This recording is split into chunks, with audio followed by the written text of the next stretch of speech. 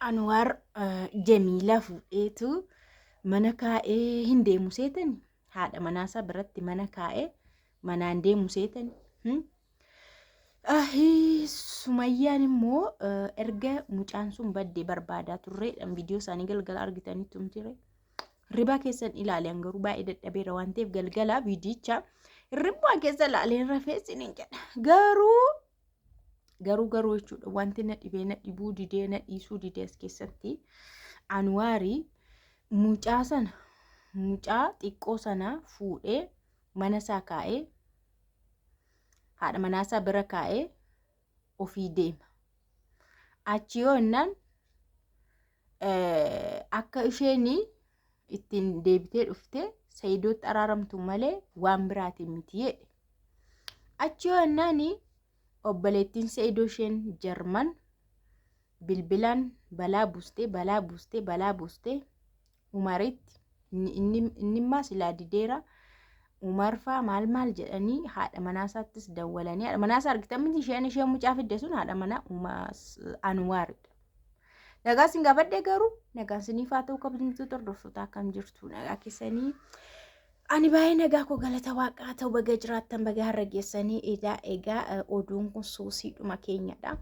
Yaa'u inni kan waan baay'ee qaba waan dhugamu waan nyaatamu qaba. Suusii jechuun immoo oditti makana qabna gami mi'eeffannee shuma ija keessa wal eegna qurqurqur jennee jechuudha. Maal qabna ree oduu odeessuu malee waan nu kennamedha jechuudha. Obboleettiin Saayidoo isheen Jarmanii biyya balleessitee jennaani haadha manaa Umariini haadha manaa Anwaariini dafiti amma itti geessi jetteen. Dafiti amma bilbila Sumayyaayyuu hin qabdu isheenii.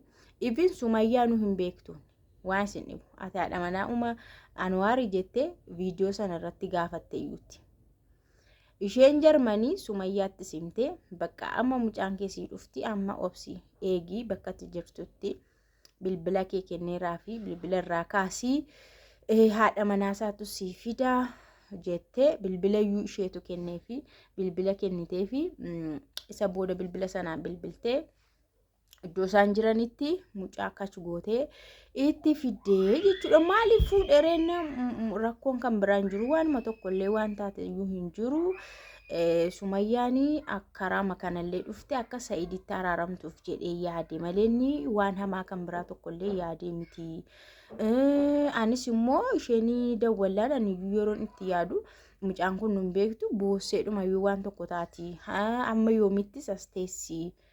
Amma Saayidoonni achi Yamanii dhufutti qabdii teessimoo akkanatti kana yaadaniitu mucaa Sumayyaadha fidanii. Sumayyaan garuu dubbachuu hin dandeenye argitaniitu miti erga mucaa ishii fudhatte hin naate baay'ee tokko naasuu ajaa'ibaa keessa seentee haasa'uyyuu dadhabnaan beenuu baqqaa jedhanii achi taa'inu eegi jedhanii ofii isaanii irraa haasa'anii jechuudha. Umarii fi Hasan ofii isaanii haasa'anii. Isheenis immoo anumaa tokko iyyuu hin beeku kana keessa fiduusaas isuusaas waan hin beeku hin qabu garuu mucaa fiduusaa bichaan beekaa itti isheen. Anis ijoollee qabaa itti daa'ima fiduusaa malee ani hin fidatee nisatee waan hin beeku hin qabu fideemu mana kaa'ee baheetii jira. Osoo mucaan kun boossee waan tokko taate iyyuu kun rakkoodha. Innaa isheen natti himtu isaanuu rifadheen bakka waan barbaade haa dhufu jedheeni fidee jettee Anwaariyyuu hin beeku. Anwaar mucaan mana jirti si'a. Isheen qat gootee mucaa itti kenniteetti yaa'u garuu maal godha maal jechuudha. Indee Saayiduu kana hin barbaadu barbaayisee akka kanaan hin barbaadu garuu obboleessi inni suni Saayidii baay'ee yaadeetudha. Saayidii sanni akkas ta'u obboleessa mitiire meebii mucaa kana fidee karaa kanallee Sumayyaan dhufteetti araaramti kan jedhu kana yaaduudhaanidha. Obboleessa isaatti baay'ee tokko waan yaadeefidha. Obboleessi kun karaa irratti hafee bakka kufee jedhee yaadeetu malee innillee hammina akka yaadeef miti naalaalamu. Garuu immoo mucaan amma kana riiskii fudhachuu hin qabdu maal beekti mucaan qabdii teessi. Mucaan haadharraa guyyuma tokkollee bultee hin beekne adda baatee hin beekne mucaan akkas ta'u dhangala'aa'amullee hin qabdu. Baay'ee nama dhibaa. Saayid mataan isaa iyyuu hin barbaadu waan akkasii. Yeroo tokko viidiyoo isaa keessatti Saayid waan jedhe dhageessaniittu anamma ijoollee osoo naa fidanii julluma jalaa fuudhanii osoo fidaniyyuu ani hin barbaadu nan deebisa Sumayyaatti. Ijoollee Sumayyaattan deebisaa. Sumayyaaf ijoollee bakka tokkotti hin barbaada.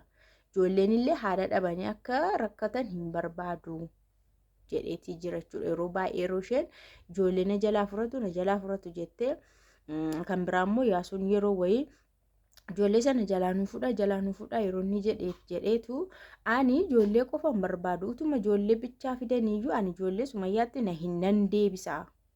Bakka ijoolleellee haadharraa adda ba'uu hin qabanii jedhee ture. Kanaaf Seeyidillee hin aara malee amma gocha isaanii kanatti dhugaa dubbachuudhaaf hin gammadu. Karaa kanaanis Sumayyaa araarsuullee hin danda'an dhugaa dubbachuudhaaf. Kuni akka xiiqii wayii akka waan biraa fakkaata. Isheen feetee barbaaddee malee sababa ijoollee kootiin araarame jettee bor akka lolaa jiraattu miti. Sababa ijoollee koo fuutanii na deebistan malee an fedhii hin qabu asii hin barbaadu akka isheen jettu hin barbaadu. Ofiishii barbaaddee fedha ishiiti uftee yoo Seeyidootti araaramtedha kan inni barbaadu malee haala isaan amma deeman kanaan baay'ee rakkisaadha. Ammallee waan ishee garaa jabeessu hojjetan jechuudha. Sumayyaan kaleessa guyyaa guutuu barbaadaa turre. Erga mucaan nurkaa fuudhanii sokkaniiti mana isaa barbaadaa turre, mana isaa iyyaafachaa turre. Booda waan godhu dhabnaan viidiyoo hojjenne. Viidiyoo sanaan immoo obboleettiin Seeyidoo isheen suni balaa gaditti buuste hunda isaaniitti. Gochaan keessan sirriimti dafaa hatattamaan mucaa hin bushiinaa jalaan bushiinaa innan halkan sana fidanii kennaniif iyyuutu. Akkan bulleennaan galgala sana fidani. Isaanis immoo dhugumatti mucaan akka fudhamtee soba akka hin fakkaanneef kan isaanillee viidiyoolee waraabanii jechuudha mucaa yeroo fidan. Innaa akkasisin hin jenna maalumaafuu obboleettii Seeyidoo haa galatoomtu dhugaa dubbachuudhaaf haati dandeessee hin bultu. Haati abbaan illee ilaalirraa fagaatee amma kanaan hin taa'a. Haati garuu hin dandeessu mucaa ishirra guyyaa tokko bultee hin beektu iddoo biraa bushitee hin beektu waan ta'eef rakkisaadha. Sumayyaas immoo wanti aarsaa hamma kana ishee kaffalchiisaa jiru waan biraa miti ijoollee makanadha. Waan biraa miti ijoollee makana. Kanaaf ijoollee kana illee jalaan tuqinaa yoo fedha ishii ta'e dhugaadhaafu ijoollee illee gidduutti hin miidhamu. Yoo fedha ishii ta'e bakka Seeyidii isaas hin jiru yeroo dhufutti ijoollee itti agarsiistu. Innillee haqqii dhugaarraa qaba waan ta'eef. Cubbuudhas waan ta'eef. Kana ala garuu taaktikii akkasii ijoollee jalaatu hordofanii ijoollee jalaa fuudhanii ishee naasisuu ishee wereersuun akka kootti hin barbaachisu. Hin barbaachisu jechuudha. Baay'een keessanii Seeyidoon mucaasaa argatee baga arge ijaanii itoo as jiraatee ijoollee isaa argee bareeda. Hin jiru garuu hin jiru ka. Rakkoo kan ta'e kanadha hin jiru. Isaan immoo mucaa fuudhanii ka'anii Seeyidiin kottu mucaan as jirti atattamaan dafiti immoo ka'e guyyaa tokko keessatti karaa kukkutaadhaan kottu jechuuf yaadanii ta'uu danda'a. Garuu Seeyidoollee waan akkasii hin barbaadu. Asii kan dhiphatus mucaasaatii. Kan boo'u mucaasaatii. Kan achi immoo dhiphatu Sumayyaadha. Bu'aan hin jiru ka kisaaraa malee. Kanaafiyyuu nu cinqitan jechuudha bakka amma nu dhiphistan.